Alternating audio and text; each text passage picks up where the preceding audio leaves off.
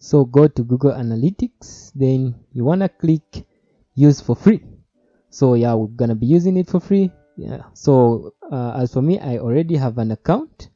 If you're new, to prompt you to create an account. So create an account. We're gonna create one anyway. Go on create a new one. I'm gonna just name this one demo. Then I'm gonna hit Google products and services next.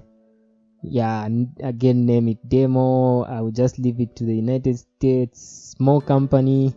Then I'm gonna click all the various metrics, I guess, except from other. Then create, follow the prompt, accept all the terms and conditions. I just hit OK there. Then I'm gonna have to add my site, name it, that's a data stream.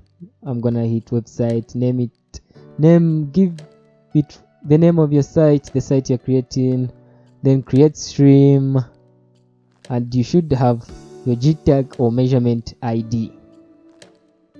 Yeah, after that let's go to the code now.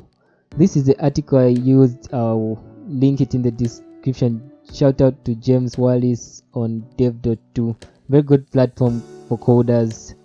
Yeah, you should join if you haven't joined already. So the code I'm interested in is the first snippet. I'm gonna disregard the rest. The first snippet, that's what I'm interested in. Yeah, so I'm gonna open, expand it, then copy and paste everything in there. Just select everything, copy it, go back to my Visual Studio Code, my Next.js project. Yeah, go back to my Next.js project. Then in my pages folder of my project, I'm gonna create a new file, a underscore document.js file. Since I already have it, I receive a warning that it already exists. I'm gonna go to my file. After creating it, you just press enter, then go to the file, paste in your code, then just replace where the const gid there, where it says underscore measurement ID, with the one you created. After that, you should be able to view your analytics.